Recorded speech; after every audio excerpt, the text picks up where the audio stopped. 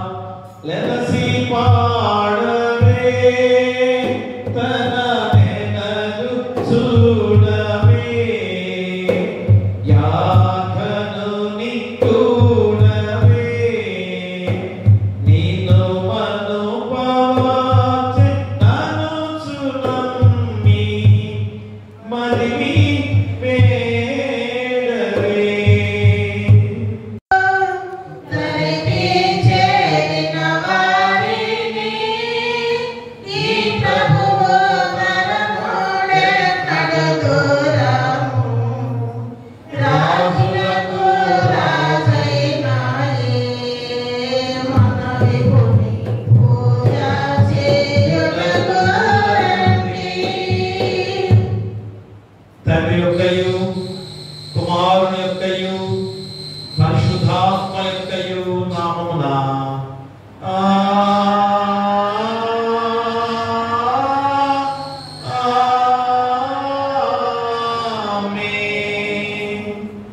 ఓ ప్రభువా నా పెదవులను తెరువుము.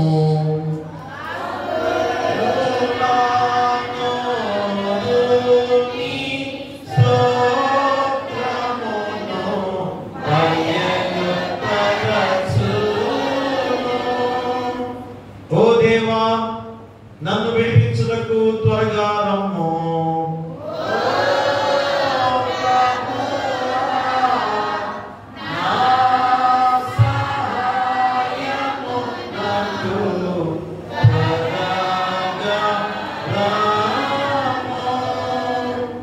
తండ్రికిని కుమారునికిని పరిశుద్ధాత్మకును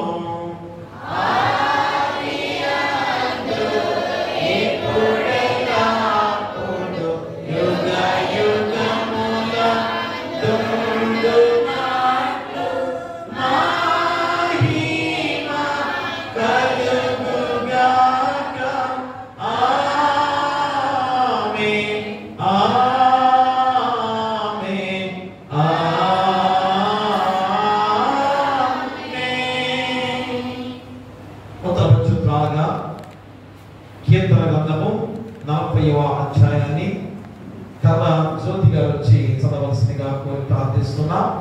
ఉత్తరవచనాలుగా కీర్తన గ్రంథము 40వ అధ్యాయంలో కర్ర జ్యోతి గారు వచ్చి చదవలసిందిగా కోరి ప్రార్థిస్తున్నా. కీర్తన గ్రంథము 40వ అధ్యాయము 2వ వచనం.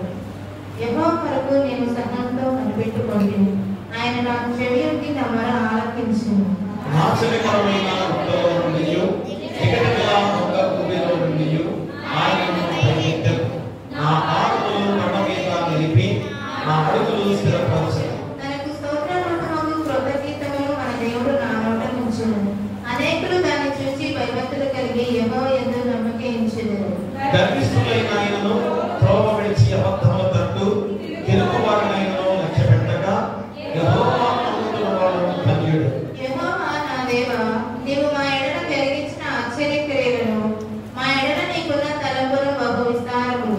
వాటిని వివరించి చెప్పెదరనుకుంటున్నా అవి మీ లెక్కకు మించినవి. నీకు సాటి అయిన వాడకును లేడు.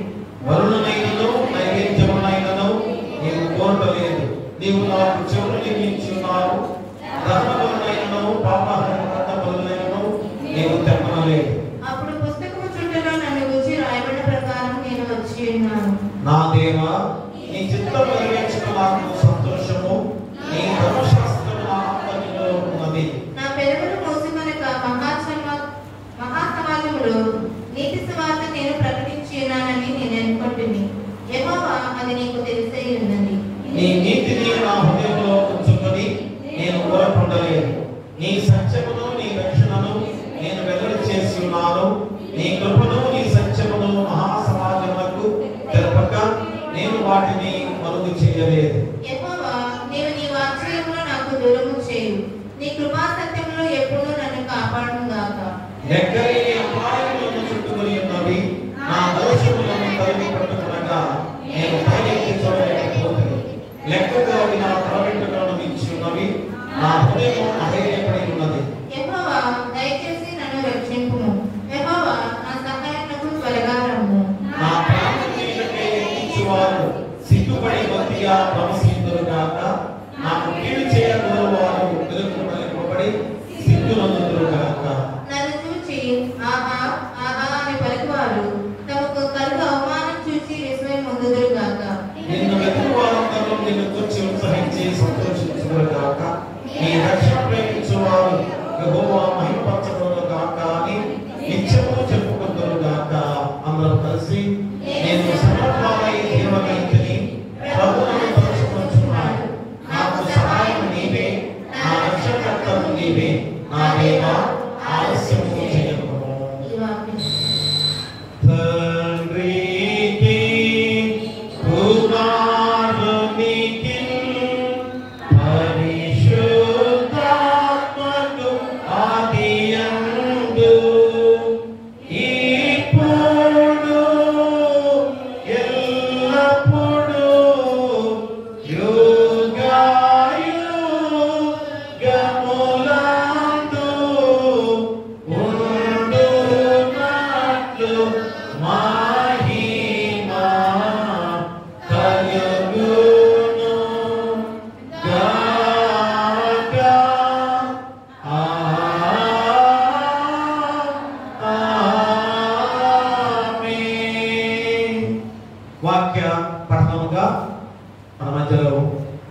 మంచాల సంజన వచ్చి వాక్య పఠనముగా మత్తయి సువార్త 26వ అధ్యాయము 47 నుంచి 50 వచనాలు మంచాల సంజన వచ్చి చదవవలసిందిగా కోరి ప్రార్థిస్తున్నాను. ఏర్పాటు చేయబడిన సువార్త పాఠ్యభాగం మత్తయి సువార్త 26వ అధ్యాయం 47 నుంచి 50 వచనం.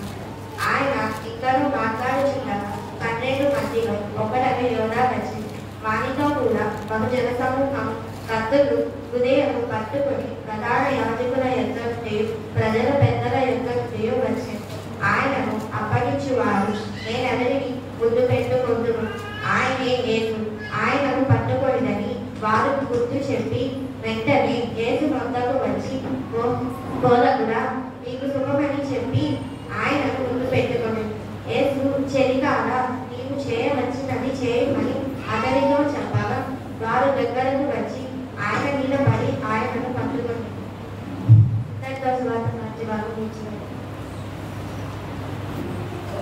ఓ ప్రభువా మమ్మల్ని కనికరింపుము. దేవునికి స్తోత్రము కలుగును గాక.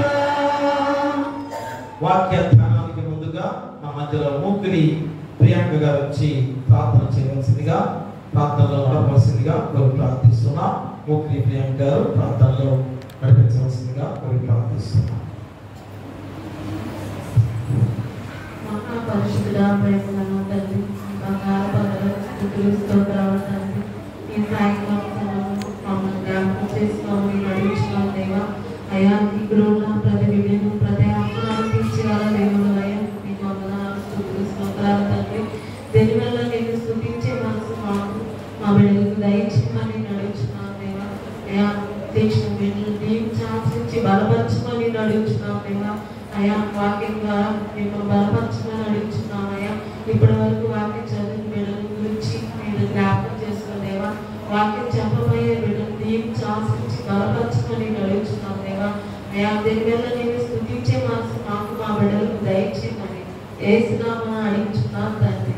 ఆమేన్. ప్రియ దేవుని సంగమా, దేవులారా, మన మధ్యలో ఝాన్సీ రెడ్డి గారు, పోపూరి ఝాన్సీ గారు మన వాక్యం చెప్పడానికి దేవుడు అంతగా ఎన్ని పనులున్నా కానీ దేవుని సేవలో అది అతిశక్తిగా కాదు, కానీ దేవుని సేవ చేయడానికి వారు ఎంతగా తాపత్రయంతో ఉన్న గొప్ప విధానము. కాబట్టి మన వెంటనే చక్కగా వాక్యం చెప్పడానికి మన వచ్చి వచ్చిన ఝాన్సీ గారికి మరొకసారి నేను తెలియజేస్తూ వాక్యము చెప్పవలసిందిగా కోరి ప్రార్థిస్తున్నాను. ముందుగా దేవత దేవునికి వందనములు స్తుతులు. అట్లానే నన్ను ప్రేమపూర్వకంగా ఆహ్వానించినటువంటి పాస్టర్ గారికి, పాస్టర్ గారికి, అలాగే సంఘమునకు, సంఘ పెద్దలకు ప్రత్యేకమైన ధన్యవాదాలు. మీ మధ్యకు మరలా వచ్చి యొక్క వాక్యం అందించటకు దేవుడిచ్చిన గొప్ప అవకాశం మరలా తిరిగి వచ్చిందని నేను భావిస్తున్నాను. ఈరోజు మన అంశం ఏంటండి? వంచన. వంచనేనా? వంచన. ఎవరు వంచన చేశారు? ఎవరు వంచన చేశారంటారు? చెప్పాలి మీరు. ప్రభువుని ఎవరు వంచన చేశారండి? ఇస్కరియోతు యూదానేనా? ఏం వంచన చేశాడు? పైకి దేవుని యొక్క శిష్యుడుగానే ఉంటూ లోపల సాతాను సంబంధిగా సాతానుని మరి క్రియలు జరిగిస్తూ లోకానికి మరి సన్నిహితంగా ఉంటూ పైకి మాత్రం దేవుడి బిడ్డగా ఉంటూ వంచన చేశాడు కదా. అవునా కదండి? దేవుడు మరి ఆయనకి ఎంతో గొప్ప భాగ్యాన్ని ఇచ్చాడు. ఏమిచ్చాడు? తన 12 మంది శిష్యులలో ఒకటిగా ఉండడానికి ఇచ్చిన భాగ్యం. అంటే ఎంతమందికి దక్కుతుందండి? ఎన్ని వేల సంవత్సరాలైనా ఒక 12 మందిని ఎంచుకుంటే ఒక శిష్యుడు మరి ఆయనకి ద్రోహం చేయటం, మనము వంచన చేయటం అనేది మనము గమనిస్తూ ఉంటాం అన్నమాట. చూడండి, ఈ యొక్క ఇస్కరియోతు యూదా ప్రభువుని ఎలా వంచన చేశాడు మరి మనం ఆలోచన చేస్తే భక్తులు మన 4 సువార్తల్లో కూడా ఆయన గురించి రాసి పెట్టి ఉంచాడు. ఏమనంటే మత్తయి ఏమని చెప్తాడంటే ఆయనను అప్పగించిన యోధా ఇస్కరియోతు టైటిల్ ఏంటంటే 12 మంది శిష్యులు ఉన్నారు, కానీ 12 మంది గురించి ఎవరి గురించి కూడా తను ఈ పనిని బట్టి మాట్లాడలేదు. అతను కూడా చూడండి, మిగిలిన శిష్యులందరూ కూడా ప్రభువా ప్రభువా అని ప్రభువుని సంబోధిస్తుంటే అతను మాత్రం ఏం చేస్తాడంటే, మీరు ఎక్కడైనా చదవండి, యోధా మాట్లాడేటప్పుడు ఎప్పుడు కూడా ప్రభువాని సంబోధించినట్లు బైబిల్లో మనకి కనిపించదు. ఏమని సంబోధించేవాడు? బోధకుడా, ఎంతకి బోధకుడా అనే సంబోధించేవాడు, కానీ ఎక్కడ కూడా మిగిలిన శిష్యులు పిలిచే విధానంలో ఆయన పిలవలేదు. మత్తయి సువార్త 10వ అధ్యాయం 4వ వచనం ప్రకారంగా మరి మత్తయి ఈ యూదా ఇస్కరియోతు గురించి ఏమని రాస్తున్నాడంటే, ఆయనను అప్పగించిన యోధా, పనిని బట్టి రాయబడ్డాడు. యూదా ఒకడే, మిగిలిన శిష్యులన్న పేరు పెట్టి పిలువబడ్డారు, పేతురు మత్తయి అని వీళ్ళ విధానంలో పిలువబడ్డారు, కానీ ఇతను మాత్రము మరి ఎలా పిలువబడ్డాడంటే మత్తయి ఏమని రాశాడంటే తన గురించి, ఆయనను అప్పగించిన ఇస్కరియోతు యూదా అని రాశాడు. ఇదే మాట బైబిల్ గ్రంథంలో కనుక మనం చూసినట్లయితే ఇంగ్లీష్ బైబిల్లో చూస్తే బెత్రియల్ అంటారు. అంటే ఈ మత్తయి రాసింది బెత్రియా అంటే ఏంటంటే నమ్మించి మోసగించుట, అమ్మి వేసిన వాడని, వంచన చేసిన వాడనే అర్థం వస్తుంది అన్నమాట. మత్తయి మరి ఇలాగా మాట్లాడుతూ ఉన్నాడు.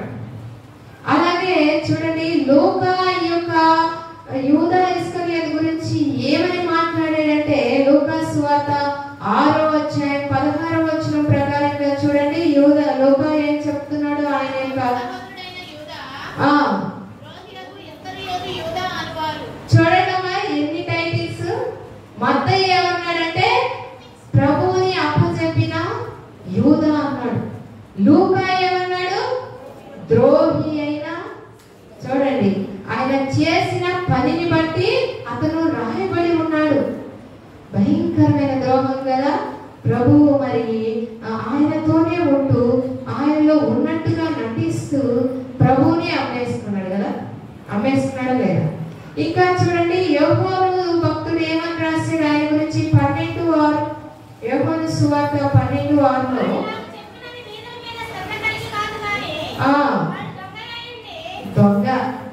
దొంగ అన్నాడా?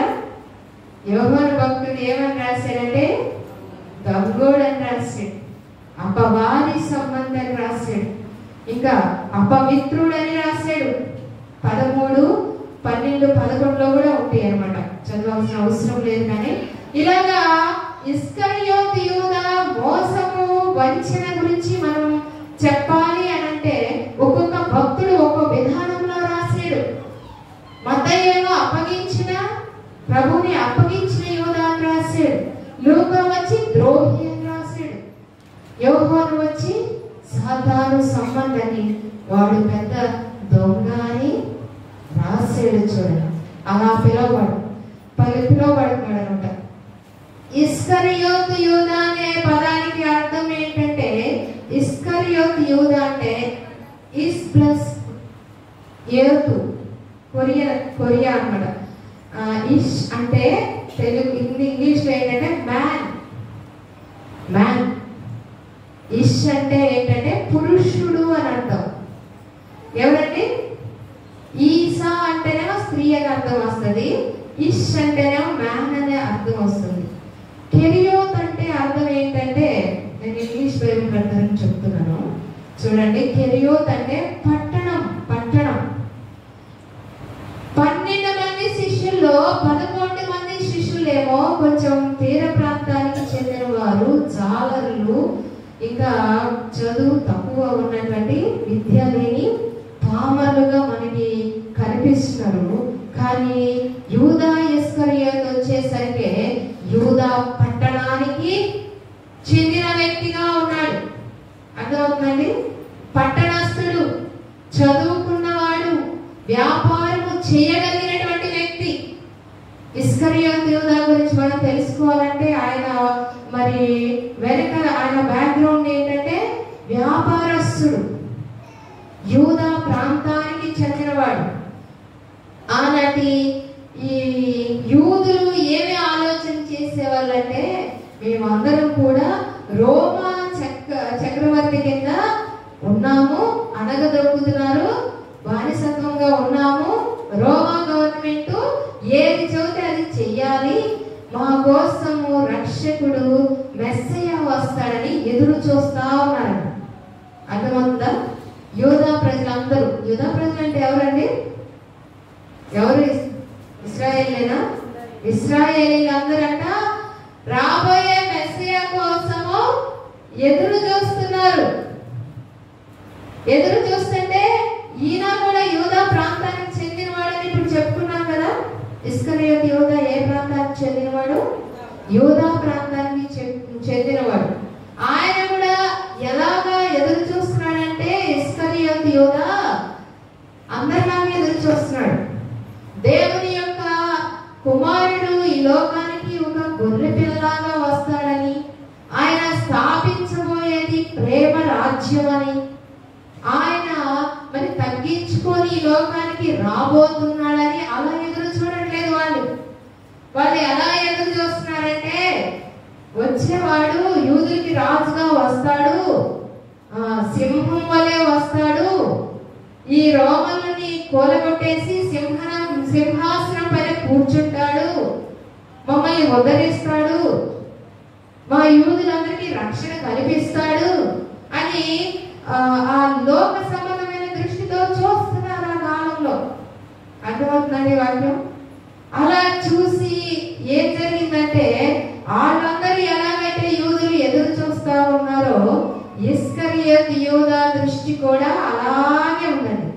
లోక సంబంధమైన దృష్టితోనే ప్రభువుని అతను చూశాడు. కాబట్టి చూడండి, మరియా అత్తరు బుట్టిని తీసుకొని వచ్చింది. పోయినసారి చెప్పారు కదా, అత్తరు బుట్టి మరి ఎంత ఖరీదైంది? 150 రూపాయలంటే ఒక నెల జీతమేనా? చెప్పారు కదా మొన్న మా సార్ చెప్పారు, ఎంతమంది గుర్తుందో. అంత విలువ కలిగిందని ఇతనికి బాగా తెలుసు అనమాట. యూదా ఇస్కరియోతుది అంత బిజినెస్ మైండ్, వ్యాపారం అంతా వ్యాపారమే, డబ్బు గురించి, వ్యాపారంలో డబ్బు ఎలా సంపాదించుకోవాలో బాగా తెలిసిన వాడు ఇస్కరియోతు యూదా అనేవాడు. అలాగా ప్రభుని అదే దృష్టితో చూస్తున్నాడు. కాబట్టి ఆ వచ్చేసి మరణానికి సిద్ధం చేసి ఎప్పుడైతే అక్కడంతా పోసిందో ప్రభు ఏమన్నాడు? ఈమె మంచి కార్యము చేసిందని ప్రభు అంటుంటే ఇతనేమంటున్నాడు? ఎందుకు అలా డబ్బులు వేస్ట్ చేసింది అంటున్నాడు. ఎందుకంటే అతని దృష్టి అంతా ఎలాగుందంటే లోక సంబంధమైనదిగా ఉంది. ఎలాగంటే ఆ యూదా జనాల్ని ఏలుబడి చేయటానికి రోమన్స్ ని యుద్ధం చేసి పడగొట్టేసి ఒక రాజుగా కొదమ సింహంగా వచ్చి ఆ సింహాసనం మీద యేసయ్య కూర్చుంటే ఈయనేమో ఫైనాన్స్ మినిస్టర్ గా చలామణి కావాలని ఆలోచన. అర్థమవుతుందండి? శిష్యులందరూ పనిగా మందుంటే ఈయన దగ్గరే డబ్బు సంచి ఎందుకుందంటే డబ్బుల గురించి బాగా తెలుసు, ఫైనాన్స్ వ్యాపారవేత్త, చదువుకున్నవాడు, మంచి యూదుల్లో నుండి యూద ప్రాంతం నుండి వచ్చిన వాడు. కాబట్టి శిష్యులందరూ కలిసి డబ్బు పెత్తనం అంతా ఎవరికి ఇచ్చారు? యూదా ఇస్కరియోతుకి ఇచ్చారు. కాబట్టి ఆయన కాడ డబ్బు సంచి ఉంది. అందుకనే అక్కడ ఏం మాట్లాడుతున్నాడంటే ఈమె వేస్ట్ చేసింది, ఇది పేదలకు ఇస్తే సరిపోతుంది కదా అంది అన్నాడు. ఎంత వంచన అంటే చూడండి, ప్రభువుకు తెలీదా అతని మనసులో ఏముందో? ప్రభువుకు తెలుసు. శిష్యులు కూడా ఏమనుకున్నారంటే, ఇతను పాపం బాగానే చదువుతున్నాడు కదా, పేదవాళ్ళకి ఇస్తే సరిపోయింది కదా, ఇంత విలువైన అతన్ని పాడు చేసేసిందే, పాపం బాగానే ఆలోచిస్తున్నాడు కదా అని శిష్యులందరూ అనుకొని వాళ్ళు కూడా పాపం మోసపోయారు. కానీ హృదయ రహస్యములు ఎరిగినటువంటి దేవునికి తెలుసు లోపల ఏముందో అని. వంచన. యూదా ఇస్కరియోతు గురించి కొంచెం సేపు పక్కన పెడితే మనం ఎన్నిసార్లు వంచన చేస్తున్నామండి దేవుని? చూడండి, ఎన్నిసార్లు చేస్తున్నాం. మన యొక్క చూపులతోనూ మాటలతోనూ క్రియలతోనూ ఆయనని ఎన్నిసార్లు సిలువ వేస్తున్నాము, ఎన్నిసార్లు వంచన చేస్తున్నాం. ఆలోచించుకోవాలి. ఈరోజు ఈ రాత్రి కాల సమయంలో మనం ఆయన ఏమన్నాడు? నేను కావాలంటే ఫస్ట్ నా నీతిని నా రాజ్యంలో వెతకమన్నాడు కదా. అప్పుడు మనకేమి ఇవ్వబడతాయి? సర్వ సంపదలు కూడా, జ్ఞానము సర్వ సంపదలు కూడా ఆయన యందు గుప్తమై ఉన్నాయి. వెతకాల్సిందేంటి? ఆయన నీతిని రాజ్యాన్ని వెతకాలి మనం. కానీ మనమేం వెతుకుతున్నాము? ఇహలోక సంబంధమైన ఆశీర్వాదాలు.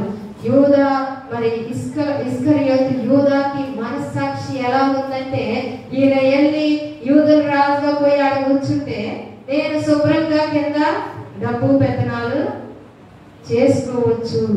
డబ్బు మనిషి కాబట్టే డబ్బు సంచి ఆయన దగ్గర ఉంది. అలాగే చూడండి, ఆమె చేసిన పని ప్రభువు దృష్టికి మంచిగా ఉంటే ఒక లోకస్తుడిలాగా మరి డబ్బు వ్యామోహం ఉన్నవాడిలాగా ఏం మాట్లాడుతున్నాడంటే, ఎందుకు అలా డబ్బులు వేస్ట్ చేయడం? అవి అమ్మితే ఎంత వస్తాయో తెలుసు, కొంటే కూడా ఎంత వస్తాయో కూడా. ఆ యూదాకి మంచి గ్రిప్ ఉంది డబ్బుల విషయంలో.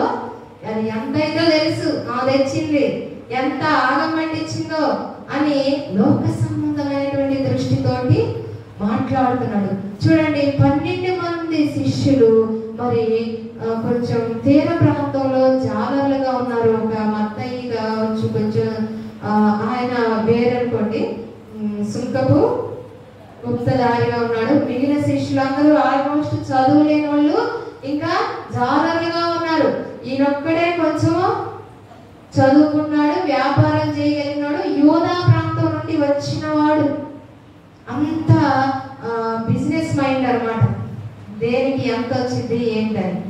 11 మంది శిష్యులు, ఒక యోహాను తప్ప ప్రభువు కొరకు అందరూ హతసాక్షులు అయ్యారు కదండి.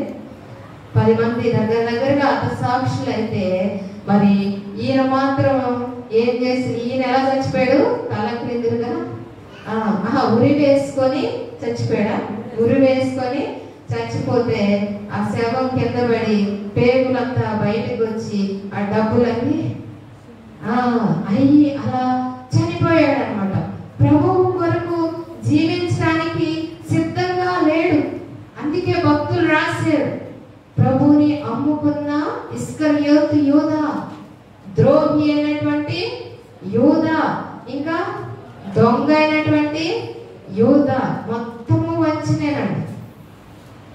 మనము కూడా మరి ఈ రాత్రి కాల సమయంలో ఇస్కరియోతు యూదాలాగా ఎవరైనా ఉన్నామమ్మా?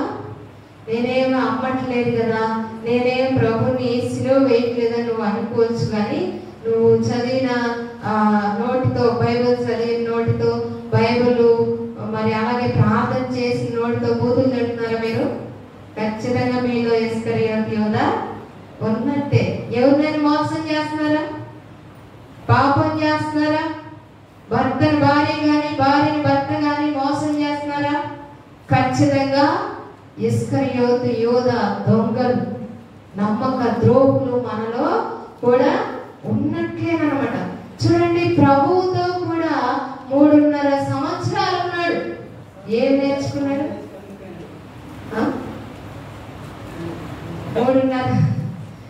3.5 సంవత్సరాలండి. దగ్గరగా యేసు ప్రభు వారిని ఇన్ని వేల సంవత్సరాలుగా అంతకు ముందు కూడా ఎదురు చూస్తూ, ఇప్పుడు కూడా మనం అందరం కూడా మరి ఆయన బిడ్డలుగా జీవిస్తున్నాం. కానీ ఏమి నేర్చుకుంటున్నాం? ఇతను ఏం నేర్చుకుంటున్నాం? నేర్చుకున్నాడు? యేసు ప్రభు వారు 3.5 సంవత్సరాలు సేవ చేశారు, సువార్త పరిచర్య చేశారు కదా. మరి ఈయన ఏమి నేర్చుకున్నట్టు ఆ 3.5 సంవత్సరాల్లో? ఎంతకి ఎట్లా అమ్ముకుందామా ప్రభుని, ప్రభు ద్వారా ఎట్లాగా లాభం పొందుదామా అని చాలా మంది అలా ఆలోచించే మైండే ఉంది. చూడండి, ప్రభుకి 12 మంది శిష్యుల్లో ఒకటిగా ఉంటూ ఎంత గొప్ప భాగ్యం అండి. చాలా గొప్ప భాగ్యం కదా. మనల్ని కూడా క్రైస్తవులుగా మనల్ని దేవుడు అనేకమైనటువంటి గొప్ప స్థితుల్లో ఉంచుతాడు, గొప్ప పోస్టుల్లో అధికారంలో ఉంచుతాడు. అప్పుడు మనం దేవునికి మహిమ తెచ్చే వారిగా ఉంటున్నామా, లేకపోతే ప్రభువుని అమ్ముకునే వారంగా ఉంటున్నామా అనే విషయాన్ని మనందరం కూడా ఆలోచన చేసుకోవాలి. పాపం శిష్యులందరూ ఇతన్ని నమ్మారు. ఏదో అంత కొంత చదువుకున్నాడు, వ్యాపారం తెలిసిన వాడు కాబట్టి ఆ సంఘానికి ఆ యొక్క 12 మంది శిష్యులు ఆ నాయకత్వంలో ఇతనికి ఇచ్చిన పోస్ట్ ఏంటంటే ట్రెజరర్, డబ్బు సంచి. ఇతన్ని చూడండి, శిష్యరేఖంలోనికి చేర్చడానికి కూడా ఎవరు ముఖ్య పాత్రను పోషించారంటే నతానియేలు అనేటువంటి వ్యక్తి ఉన్నాడు కదా, అతను తెచ్చుకుంటాడు. అతని ప్రోత్సాహంతో 12వ శిష్యుడిగా మరి ఇతను ఉన్నట్లు మనము గమనించవచ్చు. అంటే ఈ వర్డ్ మీకు బైబుల్ ఏం కనపడదులేండి, మరి సైడ్ బుక్స్ కూడా మేము చదువుతాం. ఇప్పుడు ఏదో చూసినప్పుడు ఇటువంటి విషయాలు తెలుస్తాయి అన్నమాట. నతానియేలు అనేటువంటి వ్యక్తి ఇతని శిష్యుడిగా చేర్చడానికి ముఖ్య పాత్రను వహించాడు. ఇతను ప్రభువుని అమ్ముకున్నాడంటే ఎవరిని అమ్ముకున్నట్లండి? సత్యమును అమ్ముకున్నట్లే. చూడండి, సామెతల గ్రంథం 23:23 చూడండి. సామెతల గ్రంథం 23:23. సత్యమును అమ్మివేయక దాన్ని కొనియించుకొనుము. జ్ఞానమును ఉపదేశమును వివేకమును కొనియించుకొనుము. నీతిమంతుని తండ్రికి చూడండి, సత్యమును అమ్మివేయక కొని ఉంచుకొనినని చెబుతున్నారు. యేసు ప్రభు వారు ఏమని చెప్పారు? నేనే సత్యమును మార్గమును జీవమును. మరి ఇతను ఎవరు నమ్ముకున్నట్లు? ప్రభువుని అమ్ముకున్నట్లే అన్నమాట. చూడండి ఎంత దౌర్భాగ్యం అంటే, సత్యముతో సహవాసం చేస్తూ 3.5 సంవత్సరాలు ఏకాంతంగా ప్రభువుతో ఉండేటువంటి గొప్ప తరుణం అతనికి ఇస్తే అతను ఏం చేసుకున్నాడు? పాడు చేసుకున్నాడు. ఇశ్రాయేలీయుల రాజుగా, మొదటి రాజుగా సౌలును కూడా దేవుడు ఎంచుకున్నాడు కదా రాజుగా. 2 సంవత్సరాలు బాగున్నాడు సౌలు. మిగిలిన 38 సంవత్సరాలు లోకస్తుడిగా జీవించేసరికి సమూయేలు ఏడుస్తాడు, రాజు చేసే దుర్మార్గ పనులు చూడలే. అప్పుడు దేవుడు ఏమంటాడు? ఎంతకాలం ఏడుస్తావు, లెగిసి ఇక నీ కొమ్ములో తైలము నింపు, వేరే అతనిని నేను దావీదుని ఎంచుకున్నానని దేవుడు చెప్పటం మనం చూడవచ్చు. అలా ఇస్కరియోతు యోధాకి ఎలాగైతే 3.5 సంవత్సరాలు శిష్యరేఖం చేయడానికి దేవుడు అవకాశం ఇచ్చాడో, అలాగా మనందరికి కూడా దేవుడు మారడానికి అవకాశాలు ఇస్తాడంట. అప్పచెప్పే టైంలో కూడా యేసు ప్రభు వారు అతనికి ఒక అవకాశం ఇచ్చాడు. చెలికాడ అన్నాడు అంటే ఇంకా మారతాడేమో అనేటువంటి ఉద్దేశం అన్నమాట. చెలికాడ అంటే ఏంటి?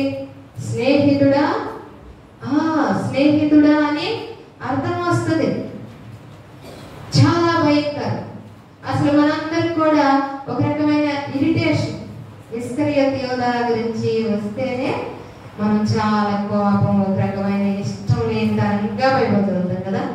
భక్తులు ఎలాగో చెప్పారు అతడు ద్రోహిని, దొంగవాడని. ఇంకా యేసు ప్రభు వారు కూడా అతని గురించి ఒక స్టేట్మెంట్ ఇచ్చాడండి. చూద్దాం, మత్తయి సువార్త 26వ అధ్యాయం 24వ వచనం చూడండి. మత్తయి సువార్త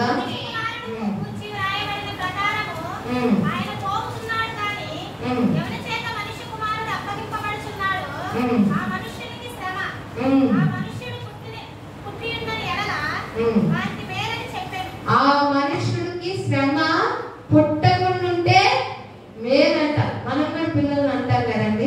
ఏదైనా తప్పు చేసి మనకు నచ్చని చేసి లేకపోతే మనకి అవమానకరంగా ఎవరైనా ప్రవర్తిస్తే బిడ్డలు ప్రవర్తిస్తే మనం ఏమంటామండి, అరే నువ్వు నా కడుపున పుట్టకపోతే బాగుండేదిరా, ఇంటికి ఎంత పెద్ద నింద తీసుకొచ్చు అంటావా? అట్లాగే ప్రభువు వారు కూడా యోధాని ఏమంటున్నాడు ఇక్కడ, స్వయాన అతను పుట్టకపోతే బాగుండేది అని. మొదటి విషయం ఏంటంటే ఇస్కరియోతు యోధాని ప్రభువుని ఇస్కరియోతు యోధ సరిగ్గా అర్థం చేసుకోలేదు. ఈయన లోక రక్షకుడని, ఈయన పరలోక సంబంధమైనటువంటి రాజ్యాన్ని స్థాపించడానికి వచ్చాడు అని అర్థం చేసుకోవాలా. ఏమర్థం చేసుకున్నాడు? రోమా సామ్రాజ్యాన్ని కూలబెట్టి ఆయన రాజైతే నేను ఆర్థిక మంత్రిని అవుతాను, డబ్బుల మీద పెత్తనం చేసుకోవచ్చని లోకానుసారంగానే ఆలోచించాడు. కానీ ఎంత మాత్రము కూడా అర్థం చేసుకోడు. ఆయన అన్నాడు, నేను అబ్రహాం కంటే ముందున్నవాడిని అన్నప్పుడు, 50 ఏళ్ళు కూడా లేదు, అబ్రహాం కంటే ముందున్నావా? చాలా మంది లోకంలో ఉన్న వాళ్ళకి అర్థం కాలేదు. యేసు ప్రభు అర్థం కాలేదు. 11 మంది శిష్యులకి ఒక రకంగా అర్థమైతే ఈయనకు ఇంకో రకంగా అర్థమయ్యాడు. యేసు ప్రభు లోక సంబంధమైన విధంగా చూశాడు. లోకానుసారమైన మంత్ర దృష్టి అతనిలో మనకి స్పష్టంగా కనబడుతుంది అనమాట. ఆయన వచ్చినంత ఏం చెప్తున్నాడు? పరలోక సంబంధమైన విషయాలు, మరి మర్మాలు కథల రూపంలో, ఈ యొక్క ఉపమానాల రూపంలో ఆయన చెప్పుకుంటా వస్తుంటే ఈయనకి ఎట్లా అర్థమైందంటే సంపాదించుకోవచ్చు చక్కగా, ఈయన కనుక రాజైతే అనే విధానంలోనే ఇస్కరియోతు యోధ చూస్తున్నాడు తప్ప అసలు ఎందుకు వచ్చాడు ప్రభు, ఎందుకు మరి మన మధ్య లేఖనములలో రాయబడినటువంటి వ్యక్తి ఈ ప్రభువేనని గ్రహించలేకపోయాడు. ఆనాడు చాలా మంది యూదులు, ఇప్పటికి కూడా కొంతమంది మెస్సయ్య ఇంకా వస్తాడని ఎదురు చూసే యూదులు ఉన్నారు. తెలుసా అండి మీకు? మన క్రైస్తవ లోకానికి కూడా పైన తెలుసు, వేసే లోకానుసారంగా తెలుసు. ఎలా తెలుసు అంటే మనందరికీ అప్పులు తీరుస్తాడు, పిల్లలకు పెళ్లిళ్ళు బాగా అవుతాయి, ఇల్లులు కట్టుకుంటాం, బాగుపడతాం, వెనక 4 రూపాయలు సంపాదించుకుంటాం, కార్ల మీద కార్లు కొనుక్కోవచ్చు, ఎన్ని పోతాయని ఎక్కడెక్కడికో వెళ్తారు. అవునా? తోటకి వెళ్తారు, వేసిన మందిరానికి వెళ్తారు, ఎక్కడ తిరిగినా కూడా పైనే వెతుకులాట.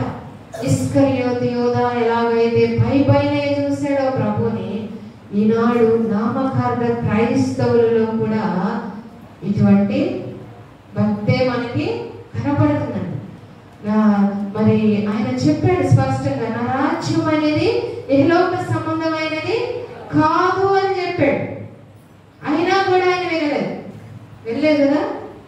ఎంతకి అసలు ఎంత గ్రిప్ అంటే, రెండో విషయం ఏంటంటే మితిమీరిన ధనాపేక్ష కలిగినటువంటి వ్యక్తిగా మనకి ఇక్కడ కనిపిస్తున్నాడు. ఇస్కరియోతు యోధకి ఎంత డబ్బు ఆశ ఉంది అంటే భయంకరమండి. మరి మేమందరం ఉన్న వాళ్ళుగా ఉంటాం, మీకు ఇష్టం లేదా వాక్యం చెప్పే వాళ్ళకంటే మరి ఆ యొక్క బైబిల్ గ్రంథంలో రాయబడిన బిడ్డలందరూ ఉన్న వాళ్ళే. మీకు తెలుసా? అబ్రహాంకి ఎంత ఆస్తుంది? ఆస్తికి దగ్గర గొడవలు వచ్చేసాయి. లోతుకి ఆయన, ఇస్సాకుకి ఎంత ఉంది? యాకోబుకి ఎంత ఉంది? దేవుడు పేదవాళ్ళగా చూడాలి, సంపాదించుకోవద్దని ఎప్పుడు ఎవరికి ఎక్కడ కూడా చెప్పడండి. సంపాదించుకోవచ్చు కానీ నీ దృష్టి ప్రభువు మీద ఉండాలి, కానీ ధనం మీద ఉండకూడదు. ధనం ఉండాలి, ఎంత అవసరం కొద్ది, మరి అలా ఉండటం తప్పు కాదు. డబ్బున్న వాళ్ళగా ఉండొద్దని దేవుడు ఎక్కడ చెప్పడు. దాని మీద మనస్సు ఉంచకూడదు. ఈయన దృష్టి అంతా డబ్బు మీదే ఉంది. ఎంతంటే చూడండి, ఆమె తీసుకొచ్చి అక్కడ ఆ బుడ్డిలో ఉన్న అత్తర ఎంత ఖరీదు ఉంటుంది, ఎంత అమ్మితే ఎన్ని డబ్బులు వస్తాయి, ఎంత క్యాల్కులేషన్ అంటే అతనికి చాలా గ్రిప్ ఉంది. డబ్బు మీద, వ్యాపారం మీద చాలా దృష్టి ఉంది. కాబట్టి ప్రభుని అమ్ముకున్న ఇస్కరియోతు యోధాగా మనము చూడవచ్చు అనమాట. ఎంత ధనాపేక్ష అండి అసలు. నీకు ఉండాలి కానీ దృష్టి మాత్రం ప్రభువు మీద ఉండాలి. మీద ఉండకూడదని దేవుడు చెప్పడు, కానీ నీ దృష్టి అంతా దేవుని మీద ఉండాలి, కానీ నీకున్న సిరి సంపదల మీద, ఆస్తి మీద ఉండకూడదు. ఎంతటి లోకం గురించి ఎంత ఈ అత్తరు వెళ్ళి అమ్మితే ఎంత డబ్బులు వచ్చాయో, ఎందుకు ఏమో వేస్ట్ చేస్తే, అదే ఆలోచన, అదే దురాలోచన అన్నమాట. లోక సంబంధమైన వాటి గురించి దేవుడు అంటున్నాడు, లోకంలో ఉన్నదంతయు నేత్రాస, శరీరాస, జీవపు డంబమే గాని ఏమీ లేదని దేవుడు చెప్తున్నాడు. ఇంకా దురాశ గురించి ఏం చెప్తున్నాడు? దురాశ గర్భమును ధరించితే పాపమును పిల్లలుగా కనిమంట. యేసు ప్రభు వారు ఏమన్నాడు సిలువలో? అమ్మ నా కోసం కాదు, మీ కోసం, మీ పిల్లల కోసం వేయడం అంటే ఇదే దురాశ. దురాశ దుఃఖానికి చేటు లోక సామెతం అది. దురాశ గర్భము ధరించితే పాపము ఆ పిల్లల కోసం ఏడాడు వీళ్ళు. అర్థమవుతుందండి? 7 మాటల్లో ఒక మాట ఏదో ఉంటుంది కదా, మీకోసం మీ పిల్లలకు, 7 మాటలు కాదనుకుంటారు. మీకోసం మీ పిల్లల కోసం ఏడవండి అంటే మీ పిల్లల కోసం కాదు, మీరు చేస్తున్నారే దురాశ గర్భము ధరిస్తే పాపాన్ని కంటున్నారే, మీ పాపాల కోసం ఏడవండి అని ప్రభువు మరి సెలవిస్తున్నాడు అన్నమాట. ఎన్ని చెడు లక్షణాలు ఇతనిలో ఉన్నాయో చూడండి. నా భూస్థాపితం నిమిత్తం మంచి పని చేస్తున్నాను దేవుడు అంటే, ఆయన అంటున్నాడు వేస్ట్ అయిపోయింది, ఇది మంచి కార్యము కాదంటున్నాడు. ఎందుకంటే మనసు నిండా లోకాన్ని నింపుకున్నప్పుడు అదే మనకి కనిపిస్తుంది, వేస్ట్ గానే ఉంటది. దేవుని దృష్టికి మంచిదైంది, నీ దృష్టికి చెడుగా అనిపిస్తుంది అంటే నువ్వు ఖచ్చితంగా ఇస్కరియోతవుతావు. అందులో ఎలాంటి డౌట్ లేనే లేదు. పాపం శిష్యులు కూడా అనుకున్నారు, పాపం ఇతను అనేది మంచిదే కదా, పేదలకు ఇవ్వచ్చు కదా అంటే ప్రభు అతని లోపల హృదయంలో ఉన్న రహస్యాన్ని ఏమంటున్నాడు? పేదలు ఎప్పుడు కూడా మీతో కూడా ఉంటారు, నేను మాత్రం ఎప్పుడు మీతో ఉన్నాను కదా, నేను చేసినది మంచిదే అని సెలవిస్తున్నారు అనమాట. తోటి శిష్యులను కూడా మోసం చేసినటువంటి యూదాగా మనకు ఆయన కనిపిస్తున్నాడు. చాలా భయంకరం అన్నమాట.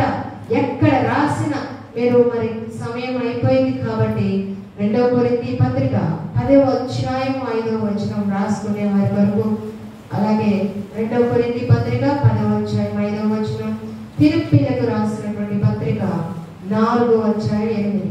ఒక్కటి చదవండాగా ముగించుకుందాం.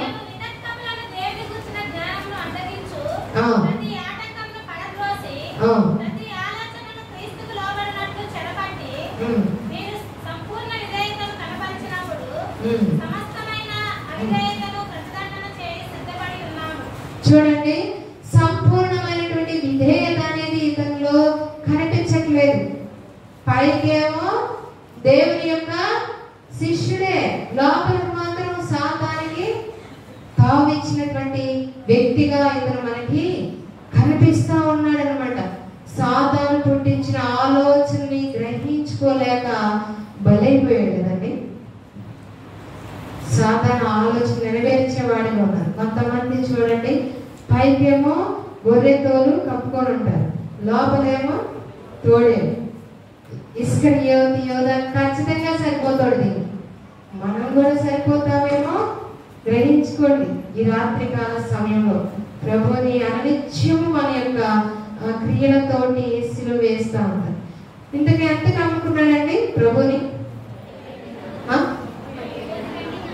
30 వెండి నాణ్యాలను 30 వెండి నాణ్యాలకు అమ్ముకొని మరి ఏం చేసాడు? వాటిని ఒక్క వెండి నాణ్యాలన్నా తిన్నాడా? డబ్బులుగా మార్చుకున్నాడా? ఆస్తులు ఎవరు సంపాదించాడా? దురాశ. ఎంత దురాశ అంటే చావును తెచ్చిపెట్టి, ఏకంగా చావునే తెచ్చిపెట్టింది ఆయన. చూడండి, ఒక్క నాణ్యాన్ని కూడా అతను అనుకున్న విధానాన్ని, కోరుకున్న విధానంలో అనుభవించలేకపోయాడు.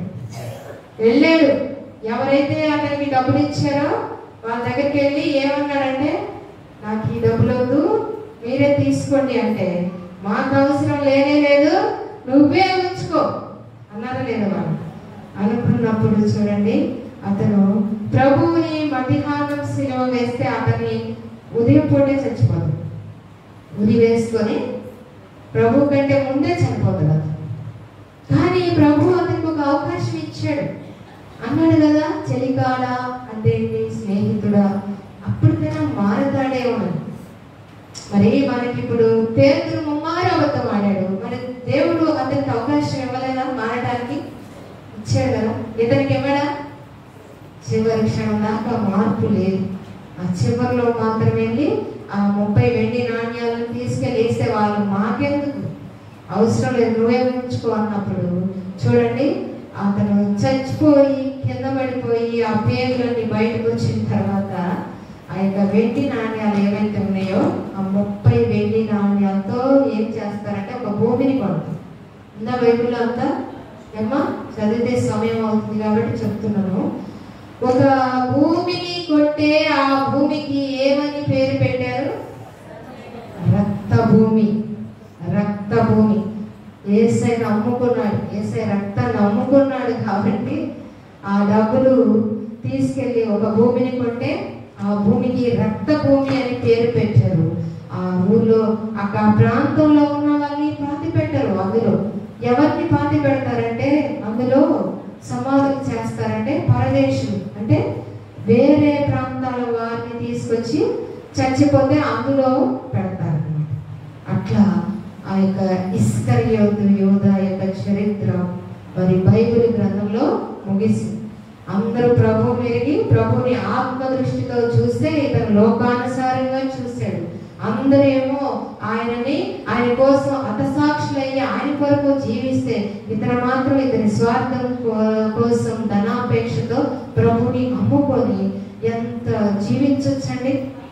దేవుడు చూడండి కొన్ని ఆధిక్యతలు ఇస్తాడు. సంసోనికి ఆధిక్యతలు ఇచ్చాడు, నిలబెట్టుకోలేదు.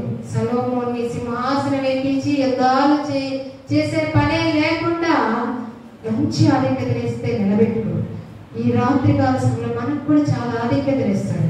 ఒక ఉద్యోగంలో పెట్టాడంటే ప్రభుకి నమ్మకమైన వారంగా మనము మంచి మరి ఆయనకి సాక్షులుగా జీవించాం. నీ ఉద్యోగం, నీ అధికారం, నీ మనస్తత్వం, నీ యొక్క డబ్బు ఏదైతే ఉందని దేవుని కోసం ఖర్చు పెట్టు. ఎంత సేవ జరుగుతుంది, ఎంత గొప్ప పరిచయం చేయగలుగుతాం. అది 3.5 సంవత్సరాలు ప్రభుత్వం ఉన్నాడు, కానీ ఒక్క లక్షణమైన వచ్చిందండి అంటే ఎంతకి లోకానుసారం. అందుకే చూడండి, సేవ చేసే వాళ్ళందరూ పరలోకమే వెళ్ళరు. శిష్యులుగా ఉన్న 12 మందిలో ఈయనేం పరలోకం పోయే పరిస్థితి ఎంత మాత్రం లేనే లేదు. మనం కూడా పైకేమో యేసు ప్రభుని చూపిస్తాము, లోపలేమో ఇస్కరియోతు యోధాని చూపిస్తాము. మరి ఇటువంటి లక్షణాలు మనలో ఏమైనా ఉన్నాయా? ఈ లైఫ్లో ఈ 40 దినాలు సరి చేసుకొని ముందుకు సాగిపోయే వారంగా ఉండాలండి. చక్కటి అవకాశం కల్పించిన పాస్టర్ గారికి ధన్యవాదాలు. సంఘానికి, సంఘ పెద్దలకు కూడా ప్రత్యేకమైన ధన్యవాదాలు తెలియజేస్తూ నేను ముగిస్తున్నానండి. Thank you so much.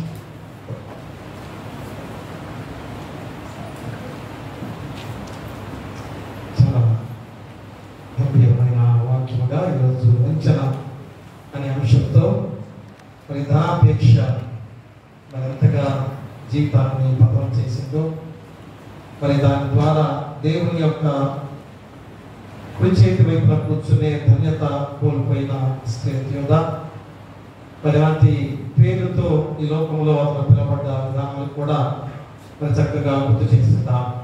ఎందుకంటే అంత ఆధిక్యత ఇచ్చిన తర్వాత మన ఆధిక్యతను కోల్పోయి భయంకరమైన మరణానికి పాత్రుడైన వాడు యోధా. మరి నమ్మించి మోసకరమైన విధానంలో జీవించే ప్రతి వారు కూడా మరి ఈ రీతిగా జీవిస్తారు అనడానికి ఎంతో చక్కటి వాక్యం ద్వారా మరి మనము మన జీవితాలు కూడా యోధలాగా ఉన్నాయా? మరి 40 రోజులు కూడా మనం చేసుకోవాల్సింది మరి ఖచ్చితంగా ఉంది. కాబట్టి మరి రోజు ఎంతో చక్కటి వాక్యం ద్వారా మరి ఝాన్సీ గారు మరి మా మధ్యకు వచ్చి, ఎందుకంటే దేవుని వాక్యం అందించడం కొరకు మరి ఎంత ప్రయాస పడుతున్నారో కూడా మనకు తెలుసు. ఎందుకంటే మరి భర్తగా రవి గారు అక్కడ పెద్ద జాబ్ చేస్తున్నారు. అయినా కానీ దేవుని సేవ చేయడానికి హైదరాబాద్ నుంచి అంత దూరం ప్రయాణమై వస్తూ మరి మనకి ఈరోజు చక్కటి వాక్యాన్ని అందించిన మరి ఝాన్సీ గారికి మరొకసారి మా కుటుంబ తరఫున సంఘ తరఫున నిండు వందనాలు తెలియజేసుకుంటూ ఉన్నాం. మరి వాక్యం విన్న మీ అందరికి కూడా మీకును మీ కుటుంబాలకు సదాకాలము దేవుడు తోడైనను గాక. ఆమేన్. మరియు దైవ బాలలో విరిగినయా మాయే యెహోవా దేవా విరిగి నలిగినాయటి హృదయాంబలక్షంబు సేయావు నిగాటాక్షంబుతో సియోనుకు నిపుడే నెనరు తోడను మేలు సేయుము ప్రకటంబుగాను యెరూషలేమునకు ప్రకారములను గట్టింపుము అంతటా నీతియుక్తంబులో పలులు యాగములు సర్వంగా హోమము ఎంతో ఇష్టమో బలిపీఠము మీద ఎన్నో కోడెల జనుల పిల్తురు దహన బలి నీకు నానిష్టము మరియు దైవ బలులు పెరిగిన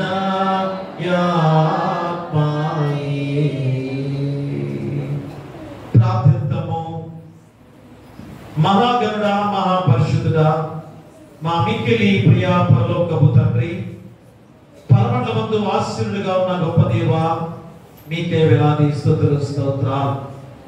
సకల ఆశీర్వాదాలకు కారణభూతులైన దేవా, మీకే వేలాది స్తుతులు స్తోత్రాలు. 40 రోజుల మండకాల ధ్యానాలలో 10 రోజు 16 రోజులకు నడిపించి మీ దివ్యమైన వాక్యం చేత ప్రతి రోజు కూడా తండ్రి ఎంతో గొప్ప అభిషేకాలు చేత మా జీవితాలు మార్చబడుతున్నందుకు మీకే వేలాది స్తుతులు స్తోత్రాలు. మరి రోజు వంచన మానవ జాతిలో మనుషులలో ఈ వంచన అనేది ఎంత భయంకరమైనదో ప్రతి ఒక్కరు కూడా నమ్మించి మోసం చేసే జనాంగంగా లోకంలో ఎలాగున్నారో ప్రతి ఒక్కరికి కూడా తెలుసు తండ్రి. అయినా కానీ మేము ఆలోచన చేయని వారిగా జీవిస్తున్నాం. కానీ నాడు ఇశ్రాయేలు యూదా ఆ మాట వినగానే మేమందరం కూడా అయ్యో దొంగ ద్రోహి అని ఎంతగా తండ్రి నాయన అతని గురించి చెడ్డగా మేము చెప్పుకుంటున్నాం. కానీ తండ్రి ఈరోజు ఎంతమంది వంచన చేసే వారికి ఉన్నారు, ఎంతమంది నమ్మించి మోసం చేసే వారిగా లోకంలో జీవిస్తున్నారు. ఆయన తండ్రి ఒక వ్యాపారం కానీ ఏదైనా కానీ తండ్రి ఆయన ప్రతి విషయంలో కూడా ఎన్ని మోసాలు ఎంత భయంకరమైన విధానాలతో మేము జీవిస్తున్నాం. మరి అలాంటి మనస్తత్వాలు ఇశ్రాయేలు యూదా లాంటి జీవితం కాదా? కాబట్టి ఈ రోజు ఈ ఒక్క వాక్యం ద్వారా 40 రోజుల ఈ శ్రీవత్సవ ధ్యానాలలో మా జీవితాలను తేరిపాలని చూసుకొని ఎప్పుడైనా కానీ ఆ వంచన లేని జీవితాలతో మేము జీవించాలి తండ్రి. కాబట్టి ఇశ్రాయేలు యూదాలో ఎంత భయంకరమైన యూదా అనే పేరుకు అర్థం స్తుతి, కానీ బ్రతుకులో ద్రోహి అని పేరు పెట్టారు తండ్రి. అలాగే బాధ్యతల్లో శిష్యుడుగా ప్రధానమైన శిష్యుడిగా ఉండి కూడా బ్రతుకులో ఒక ఇన్ఫార్మల్ గా జీవించిన జీవితాన్ని రోజు మాకు గుర్తు చేసి ఉన్నారు. మెడపై ముద్దు వెన్నులో పోటు పొడిచిన వాడిగా ఉన్నాడు. ఎంత ద్రోహి, ఎంత వంచన చేసిన వాడు. మేము ఇశ్రాయేలు యూదా గురించి ఎంతగా మేము చెప్పుకుంటున్నాం. అతని జీవితం ఎంత భయంకరమైన మరణానికి పాత్రుడుగా ఉన్నాడు అని కూడా మేము గుర్తు చేసుకుంటున్నాం.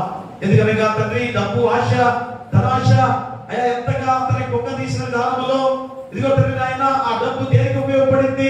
చివరికి ఎవరైతే ఇచ్చారో వారు కూడా మాకు వద్దు, రక్తంతో తడిసిన డబ్బు అని చెప్పేసి వారు కూడా విసిరివేసిన సందర్భం తండ్రి.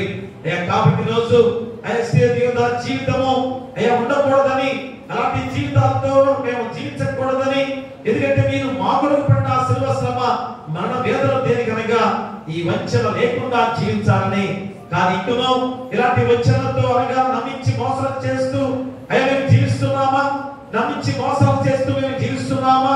ఇప్పుడైనా కానీ వాక్యం ద్వారా ప్రతి ఒక్కరి హృదయంలో అలాంటి ద్రోహమైన విధానాలు తీసివేసుకోవడానికి చక్కటి అంశంతో వాక్యాన్ని మాకు అందింపజేసిన గొప్ప విధానం. ఈ రోజునైనా పోపు ఝాన్సీ గారు ఇదిగో తండ్రి నాయన ఇన్ని పనులున్నా కానీ ఈ రోజు తండ్రి నాయన ఆహ్వానించబడ్డ విధానంలో మా యొక్క తండ్రి తల్లి సంఘంగా ఉన్న తల్లి సంఘంలో నేను వాక్యం చెప్పాలన్న ఆ గొప్ప విధానం ద్వారా తండ్రి మరి వచ్చి చక్కని వాక్యాన్ని అయ్యా ఇశ్రాయేలు జీవితం లాగా మీరు ఉండవద్దు, మరి ఇప్పుడు కూడా మనం అలాగా జీవిస్తున్నామా, అలాగే జీవించకూడదని యేసుక్రీస్తు వారు శిలువపై బలియాగంగా అర్పించుకున్నారన్న ఆ గొప్ప వాక్యాన్ని అందించిన గొప్ప విధానం తండ్రి. ఇదిగో తండ్రి వారి పరిచయంలో మీరు తోడుగా ఉండండి.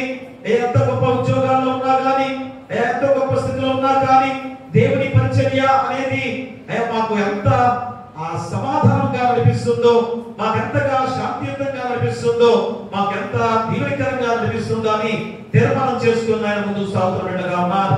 అటు గొప్ప వారికి ఇంకను దయచేసి రాకపోకలు మీరు తోడుగా ఉండండి.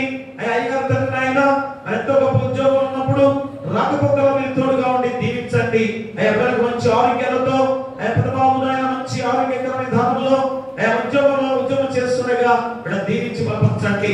చిన్నబాబు కూడా దీవించి తండ్రి చదువులో ఇంకా గొప్ప స్థితికి నచ్చే బాధ్యత దయచేయండి. ఇక వారు చేసే అపరిచయంలో కూడా మీరు తోడుగా ఉండి నడిపించండి. ఎందుకంటే అన్యులుగా ఉన్నవారని వారికి ఎంత చక్కగా నడిపిస్తున్న విధానం బట్టి కూడా స్తోత్రాలు. వారి కుటుంబాలను దీవించి బలపరిచి ఏ శోధతాన్ని కూడా వ్యక్తిలో భద్రపరచుకోండి.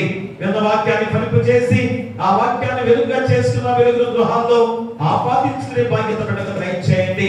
అయ్యా రాని వారు ఎంతమంది ఉన్నారు, రేపటి దినమైన వారు రప్పించమని వేడుకుని ప్రార్థన చేస్తున్నాం. వచ్చిన వాళ్ళు, రాని వాళ్ళు, దాపి ఉన్నవారు, నడివేసి ఉన్నవారు, యవ్వన ప్రదర్శన ఉన్నవారు, చిన్నబిడ్డలు, కృష్ణులు, అనాథలు, అభాగ్యులు, గర్భిణీ శిశువుల కోసం దయచేయండి. బాలింతరాలు తల్లి బిడ్డలు క్షేమంగా ఉంచండి. పిల్లలు లేని వారి బిడ్డలు దయచేయండి. వివాహాలు కాని వారికి వివాహాలు చేయండి. గృహాలు లేని వారికి గృహాలు ఇవ్వండి. ఉద్యోగాలు లేని వారికి ఉద్యోగాలు దయచేయండి. ఆర్థికంగా ఇబ్బంది పడుతున్న వారికి ఆర్థికంగా సహాయం చేయండి. విధవంతుల పక్కన వ్యాఖ్యం చేస్తూ మీ కృపా బాహుళ్యం చేత వారిని కాపాడుతూ నడిపించమని వేడుకుని ప్రార్థన చేస్తున్నాం. అలాగే తండ్రి నాయన వ్యవసాయదారులను, వ్యాపారస్తులను దీవించి బలపరచండి. పాడి పశువులను, పక్షాలను దీవించండి. పశువుల కాపలను, గొర్రెల కాపలను దీవించి బలపరచండి. అలాగే ఉద్యోగస్తులు, దూర ప్రాంతాల ఉద్యోగాలు చేసే బిడ్డలు వారి ప్రమోషన్ తో నడిపిస్తూ రాకపోకలను మీరు తోడుగా నడిపించమని వేడుకుని ప్రార్థన చేస్తున్నాం. అలాగే కష్టమైన పనులు చేసుకునే వారు కష్టాన్ని తగ్గ ప్రతిఫలంతో నడిపించండి. ఐదుగురు అనారోగ్యంతో బాధపడుతూ సంఘంలో గాని, గ్రామంలో గాని, హాస్పిటల్ గాని ఎక్కడున్నారో మా సంఘంలో చాలా మంది అస్వస్థతో ఉన్న బిడ్డలందరూ ప్రార్థన చేస్తున్నాం. యేసు నామములో గద్దించి తండ్రి నీ హస్తాలతో తాకి ముట్టి స్వస్థపరచమని వేడుకుని ప్రార్థన చేస్తున్నాం. అలాగే తండ్రి నాయన మరి సమయంలో వాహనాల మీద ప్రతి వారిని కూడా వాహనాల మీద ఎన్నో ప్రమాదాలు జరుగుతున్నాయి. మీరే తోడుగా ఉండి క్షేమకరంగా, లాభదాయకంగా నడిపించమని వేడుకుని ప్రార్థన చేస్తున్నాం. మీరు చదువుకునే బిడ్డలు ఇంటర్మీడియట్ ఎగ్జామ్స్ ఎంతో చక్కగా రాసి ఉండగా మంచి మార్కులతో విజయం సాధించుకునే బాధ్యత దయచేయండి. క్లాస్ ఎగ్జామ్స్ రాస్తున్నారు, రాకపోకలు మీరు తోడుగా ఉండండి. ఎనదెబ్బ తగలకుండా మీకు దయచేయండి. పరీక్షల్లో చక్కగా ప్రతి ప్రశ్నకి జవాబు రాసుకొని విజయవంతంగా ముందుకు సాగే బాధ్యత దయచేయండి. అలాగే వేరే వేరే ఎగ్జామ్స్ కూడా రాబోతున్నాయి. దాంట్లో కూడా విజయాలతో ముందు నడిపించి ఉద్యోగాలు స్థిరపడే బాధ్యత దయచేయండి. ఆశలో పరివేళను దీవించి బలపరచండి. మరికొన్నాయని ఈ సమయంలో ఉద్యోగస్తులు బిడ్డలుగా ఉన్నవారు ప్రజల క్షేమాన్ని కోరుతూ చేసే ఉద్యోగాలుగా ఉండగా ఎలాంటి లంచం తీసుకోకుండా చక్కగా ఉద్యోగాలతో మీ కృపను పొందుకునే బాధ్యతగా వారిని ముందుకు నడిపించమని వేడుకుని ప్రార్థన చేస్తున్నాం. ప్రపంచ నాయకులు, దేశ నాయకులు, రాష్ట్ర నాయకులు, జిల్లా నాయకులు, గ్రామ నాయకులు అందరూ కూడా శాంతి సమాధానంతో చక్కగా పరిపాలించే బాధ్యత దయచేయండి. మా ఎన్సీ సంఘాన్ని దీవించండి. ఎలక్షన్స్ విధానంలో ఎలాంటి శోధన రానికుండా చక్కగా పరిపాలించే నాయకులను ఎంచుకునే బాధ్యత దయచేయడం ప్రార్థన చేస్తున్నాం. అలాగే ఆయా గురుబండ ప్రాస్తంతా బట్టి కూడా ప్రార్థన చేస్తున్నాం. ఈ నెట్ ధ్యానాల్లో చాలా మంది ప్రయాణాలతో వారి ప్యారిస్ పెడుతూ ఉంటారు. తండ్రి రాకపోకలు మీరు తోడుగా ఉండండి. ఆ సంఘాలని కూడా దీవించి బలపరచమని వేడుకుని ప్రార్థన చేస్తున్నాం. మరి సమయంలో ఇదిగో తండ్రి సంఘంలో ప్రతి బిడ్డను దీవించండి. ముఖ్యంగా వాక్యం చదివిన వారు, వారు ఉత్తర నక్షత్రాలు చదివిన వారిని దీవించి బలపరిచి ఐదులో ప్రతి ఒక్కరు కూడా ఆయా 40 రోజులు కూడా ఎంతో ధ్యానంతో ముందుకు సాగుతున్న ప్రయాణంలో ప్రతి ఒక్కరు దీవించి బలపరచండి. మరి గొప్ప సమయంలో బిడ్డల వల్ల తిరిగి వెళ్తుండగా క్షేమకరంగా నడిపించమని మా సంఘాన్ని ఆయా డెలిగేట్ గారిని సంఘ పెద్దలను కుల పెద్దలను పిసిసి వారిని సర్వాలను దీవించి సంఘానికి అభివృద్ధి చేసే మార్గంలో నడిపించడానికి మీకు దయచేయండి. నూతన దేవాలయ విషయంలో ఆయా ఖచ్చితంగా మంచి అవగాహనతో ఉండాలి. అందరూ కూడా సమాధానంగా మాట్లాడుకోవాలి, ఐకమత్యంతో చేసుకోవాలి. అది చాలా చాలా ప్రాముఖ్యమైనది. ఎందుకంటే దేవాలయ నిర్మాణ విషయంలోనే ఎంత విధానంలో మేము ఉన్నామంటే అది మంచిది కాదు తండ్రి నాయన. ఎందుకంటే ఆలోచన రాకూడదు. వచ్చిన తర్వాత దేవాలయ నిర్మాణం చేయాలని తలపెట్టిన తర్వాత ఇక అన్ని కూడా ఐకమత్యంగా సమాధానంగా మాట్లాడుకోవాల్సిన బాధ్యత అందరిపై ఉందని కూడా గుర్తు చేస్తున్న విధానం. కాబట్టి నాయన దాని గురించి మరొకసారి ప్రార్థన చేస్తున్నా. ఎంతగా దాని గురించి ప్రార్థన చేస్తున్నామంటే ఎంత పవిత్రమైన పరిశుద్ధమైన ఆలయ నిర్మాణం అనేది ఆయన ప్రతి ఒక్కరు గ్రహించుకొని ముందుకు సాగే బాధ్యత ప్రతి బిడ్డకు దయచేయండి. ఎందుకంటే నిర్మాణ విషయంలో ఎంత స్పీడ్ గా ముందుకు సాగుతున్న ప్రయాణం తండ్రి, అది ఎంత దేవుని కార్యం అనేది బిడ్డలు తెలుసుకుని ముందుకు సాగడానికి మీకు దయచేయండి. ఏ శోధనానికుల రేఖను భద్రపరుచుకొని మా సంఘమికును అభివృద్ధిలో నడవడానికి మీ పరిశుద్ధాత్మ శక్తిని దయచేయండి. ఎలాంటి శోధన రానియకుండా ఆయా సంఘం చుట్టూ గ్రామం చుట్టూ ప్రతి వారి కుటుంబాల గృహాల చుట్టూ కూడా మీ దేవదూత గచ్చగా ఉంచమని నీ కుమారుడు మా ప్రభువైన యేసుక్రీస్తు ద్వారా వేడుకుంటున్నాము తండ్రి.